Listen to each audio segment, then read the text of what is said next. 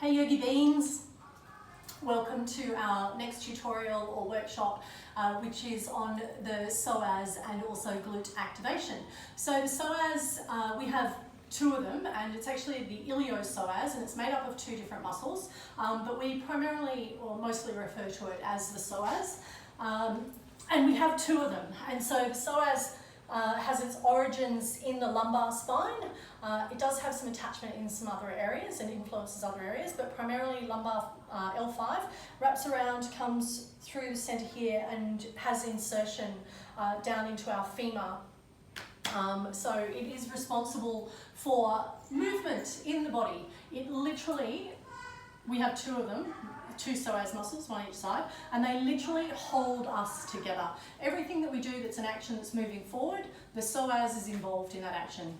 So emotionally, when we talk about the psoas, you know when you have that, like, oh, I've got to go and get this done, and you can see my, like, ice age, like, acorn dude. Like, kind of response there. That is activation of the psoas. So as soon as you think, oh crap, I've got to be somewhere, that anxious feeling is actually the tightening of the psoas. And in days gone by, you know, in ice age and you know, times when we actually needed that fight or flight response because we were going to get smunched by a dinosaur, that was super duper handy. But today we've kind of lost contact with that a little bit because we do live with a level of anxiety and stress, and that stress is caused by innumerous things, and certainly not by dinosaurs in this day and age. So our fight or flight response is more switched on probably than it used to be, and we need to learn how to let go of that so that we can give the psoas a little bit of respite and actually come back to that intuitive response, like, do I actually need to run from the dinosaur right now? Or whatever that big thing is that we actually need to get away from. So, how do we stretch and open up the psoas? It's a very, very good question. So my number one tip for opening up the psoas is here. And as we open this practice, I'm going to invite you onto your mats. And you can either use a bolster or a block. I'm going to shuffle down a little bit here so I can talk to you. I'm going to press my heels into the mat, and I'm going to place this block underneath my sacrum or my pelvic girdle. So I don't want it underneath my back here, so I'm doing like a little back arching, and I don't want it on my butt. I want it right underneath that flat part of the pelvis, and you'll know when it's there. I'm going to slightly tuck my chin in towards my chest, feeling that elongation of the cervical spine. And you might do a little bit of adjustment here, and then I'm going to allow my right foot and my left foot to relax. We quite often use this pose throughout a yin practice. Inhale, exhale, surrender. I like to flex my feet a little bit, walk my heels away, and then feel everything happening from there. So right now, I can feel this stretch happening through the front of my body, through the psoas, right at about its insertion point. I don't feel it so much in the back, but I guess because the majority of it is in that wrapping space here where my hands are, that's where I tend to feel this opening. So an interesting thing about the psoas is if you have lower back pain, quite often that can be due to a tightening of the psoas. So if you're feeling like the lumbar spine is kind of like crunching and you just feel really tight there, sometimes this stretching will offer you a little bit of a reprieve or some respite in that space. So all you have to do is just breathe and be in surrender. You might not feel like you're doing or achieving much, but just giving the psoas a little bit of respite is a beautiful thing. So you can stay here forever and a day. And I highly recommend staying here forever and a day, because the longer you stay here, the more respite the psoas gets is awesome. If you want to go a little bit more intense here, I'm just going to bring my feet back to my hips, and I'm going to turn the block on that next height. And because I'm not staying here, I guess, for a yin length of time, I can take a little bit more of a stretch here through the psoas, so I can really feel that opening up now. But notice I have created probably a little bit more arch in my spine.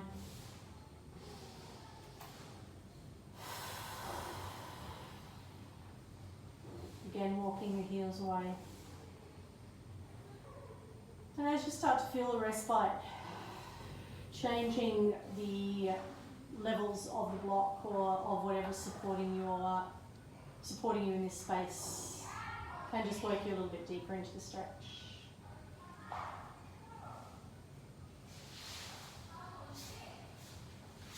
We're just going to take 4 more breaths here. So you start off with baby steps and then you move to the bigger steps. You can make this a little more restorative if you stay longer and on a lower height.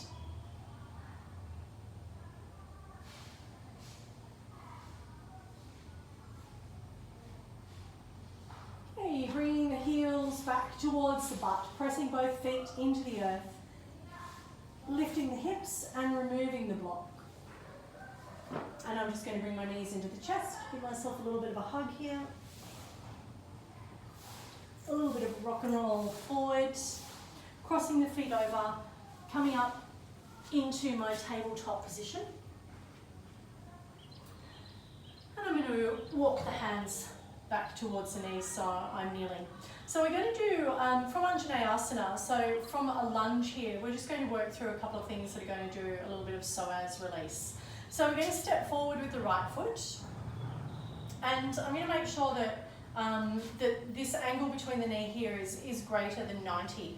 So look, there's lots of discussion and argument around this, and more or less I'm doing this for stability and also so that we can focus on the psoas as opposed to like doing massively deep stretches into the hip flexor. I just want to feel that release into the psoas. So it's going to be about engagement of the upper and lower body as opposed to just that deep surrender. So we want to find that place of balance. So take an inhale breath. As you exhale, just find that lunge. So you might want to set yourself up with a padded knee here, or a towel underneath the knee. Or if you're a little bit more advanced, you might feel already that press of the shin into the earth and the lift of the knee off the earth there. Release the hands down by the side body. Inhale and take the arms up over the head. Grab hold of the left hand with the right, so the wrist, you've got hold of the wrist. Inhale and start to lengthen up and away. So you're really starting to feel that lengthening through the left side body. Surrender the hips a little lower. Take another inhale breath and start to pull that hand over to the right side. So this front right knee is still tracking towards the midline, and you're reaching up and over. Try and maintain the surrender of the hips and feel that deep stretch. So keep pulling that left wrist up and over. So as I do that, I can feel that stretch of the psoas, and I can actually feel that wrap and stretch. So it might take you a few goes to find where that point is that you feel that maximum stretch. For me, it's here. So when I find that space, I'm going to breathe into it for 5 deep breaths.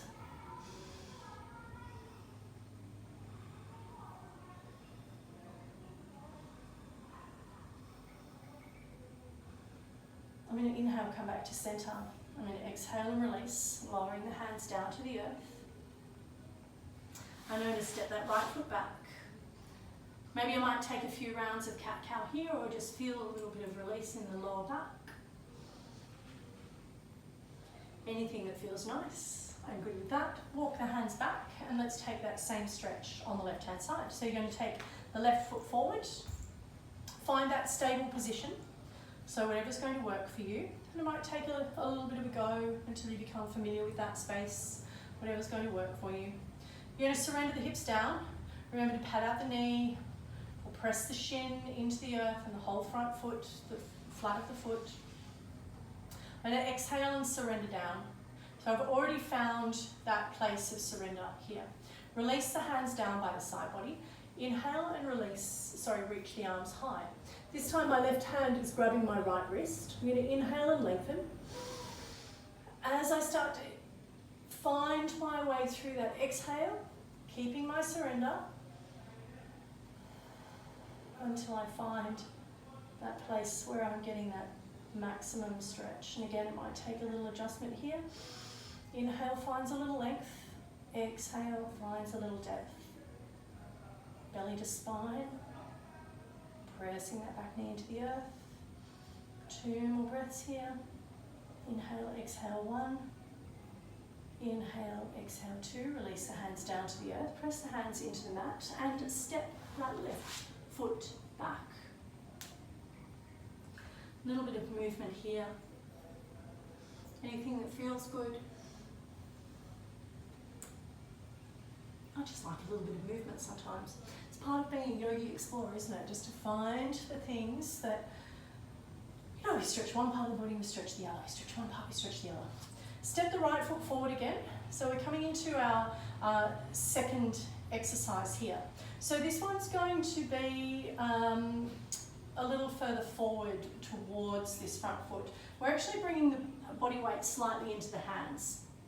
And so you may even find that you're resting down on this right leg. The hands are planted by the foot. Spread the fingers and press the hands into the earth so that you can actually really feel that deep contact. Take an inhale breath. As you exhale, surrender the left hip down towards the earth. Inhale, gaze forward. And as you exhale, tuck the chin into the chest. Inhale, gaze forward. Exhale, chin to chest. Might take you a few minutes to get here. Inhale, gaze forward. Exhale, chin to chest. Inhale, gaze forward. Exhale, chin to chest and hold. 5 breaths here. Tuck the chin into the chest. Feel the difference in that stretch. For 4, 3, 2, and 1.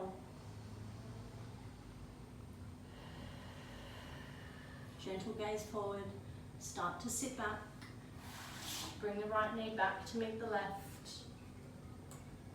Little gentle movements, maybe sending the hips side to side. Anything that feels good. A little bit of a cat stretch. And let's take that stretch on the left. Hands planted by that left foot. I'm going to sink into the hips here, allowing my body to rest down on the top of that left thigh. I'm going to press the hands, palms into the earth and take a little bit of my body weight here. Pressing the back shin in, so I feel like I can lift my knee up at any given time. Inhale, gaze forward. Exhale, chin to chest. Inhale, gaze forward. Exhale, chin to chest. Inhale, gaze forward. Exhale, chin to chest. Last round. Inhale, gaze forward. Exhale, chin to chest and hold for 5 breaths.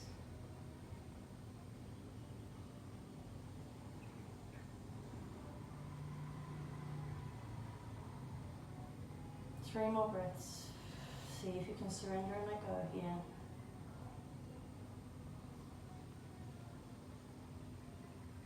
Last breath.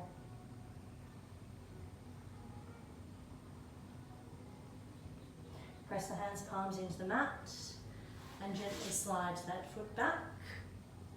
Come into your tabletop.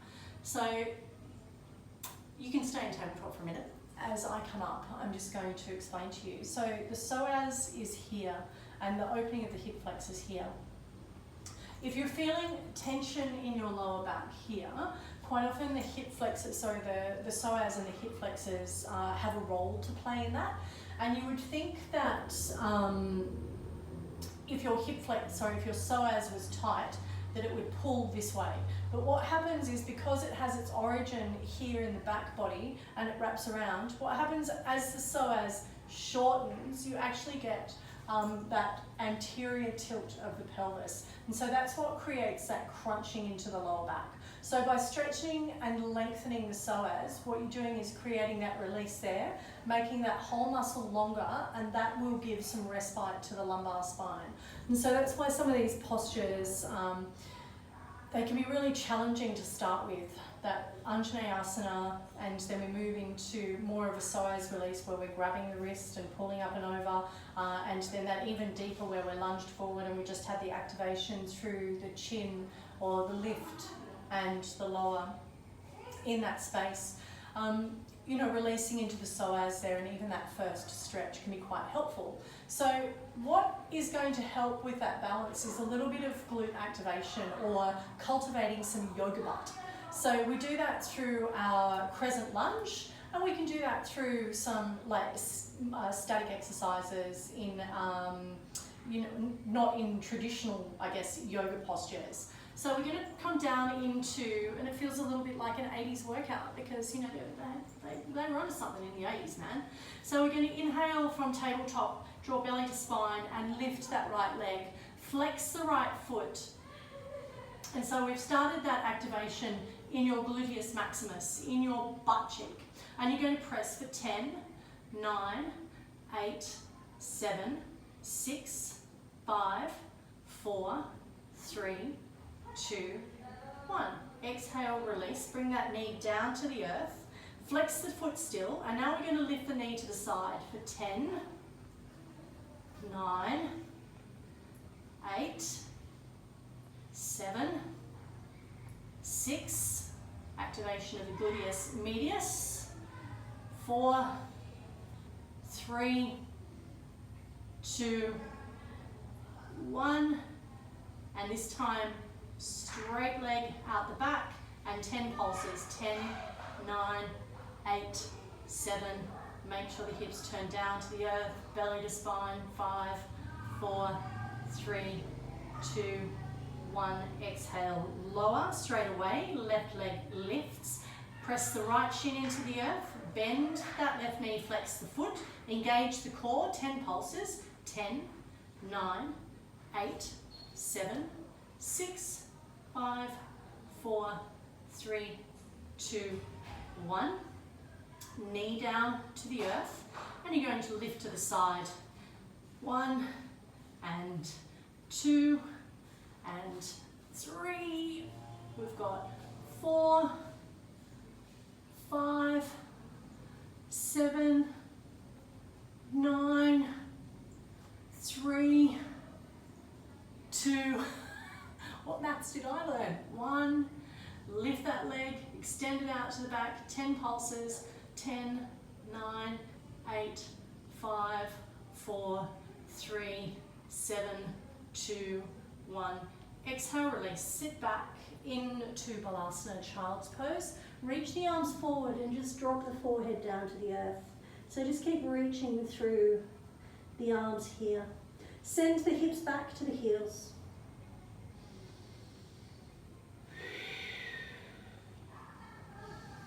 Gaze forward.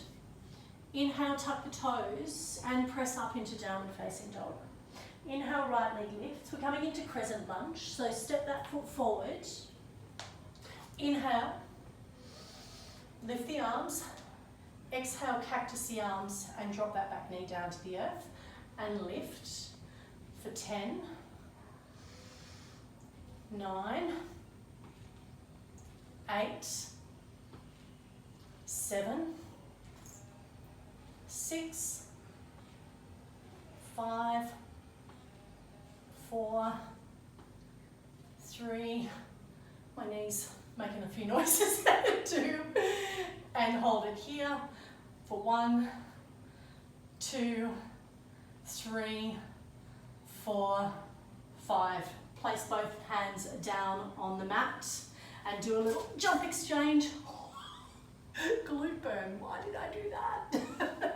Inhale up, crescent lunge. We've got 10 on this side. Cactus the arms, we're nearly there, I promise.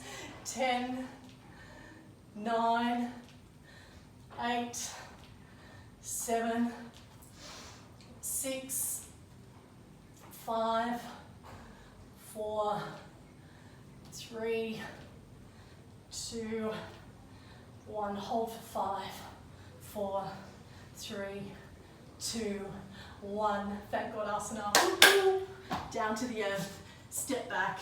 Drop the knees. Child's pose. And I'm just going to take this like variation of crocodile pose here. So it's like a Balasana crocodile pose. So I'm still getting a little bit of a stretch in the glutes, a little bit of respite, and I'm here. So a little bit of stretch in this space would be to move into our pigeon pose.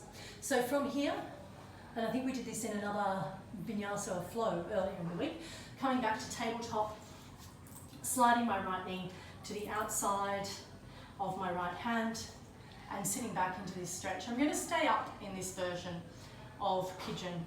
So I can make a little adjustment here, but I want to stay up tall just for a few minutes. Allow the hips to drop down.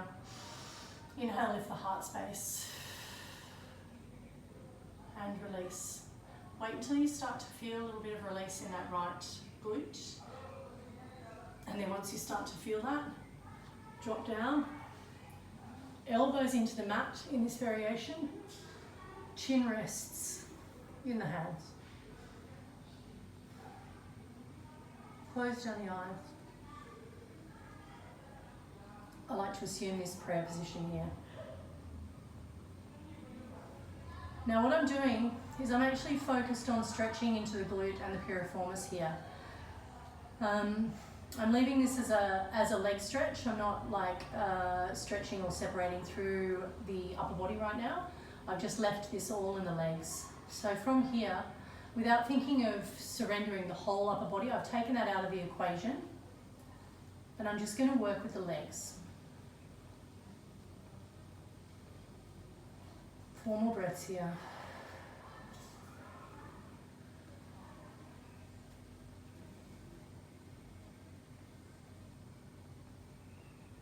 There's a rather persistent fly that I can hear zooming around. I think it's a horsefly. Yeah, it's a bee. Go away. Find another friend.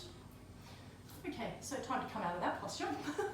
Hands back towards the hips. Slide that knee back. And I can already feel that I've got quite a release in that right side, so let's repeat that on the left. We're back in our tabletop. I'm going to slide my left knee to the left, squirrel that foot around there. Slide the foot back. I'm going to stay up tall to start. A little bit of movement here. A little bit of movement. And when I feel that space of surrender, I'm going to use the breath to get there. I'm going to come down onto the elbows.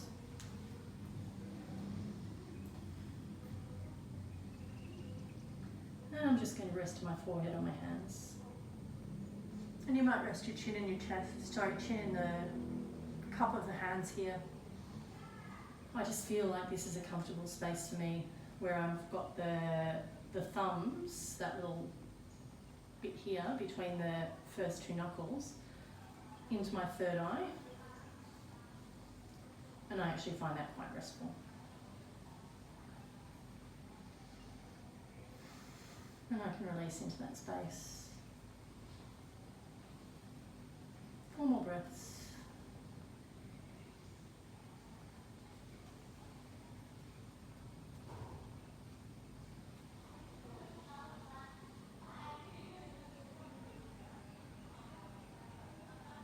Releasing the hands down to the mat, walk them all the way back, and I'm going to finish this practice exactly the way I started it. So in that first psoas stretch, so I'm going to plant the feet, I've got my bolster on my block, I'm coming all the way down onto my back, and I'm going to press the feet, and I'm going to put my hips onto the bolster, and I'm going to allow my feet to go out to the side of the mat, stretch my heels away, feet fall out to the side. And this time I'm going to take the arms over the head, and I'm going to take 10 deep breaths here. Close down the eyes.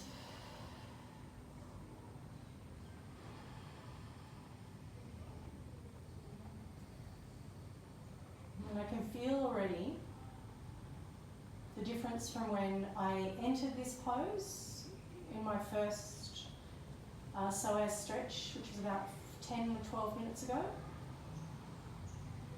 compared with how I feel in this space now, is certainly more open in the space.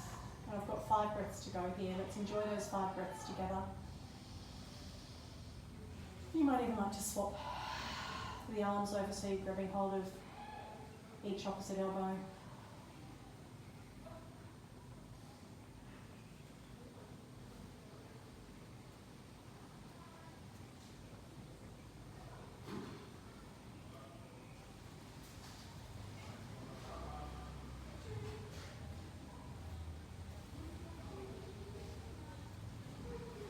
So you're welcome to stay here, yogis, for as long as you like.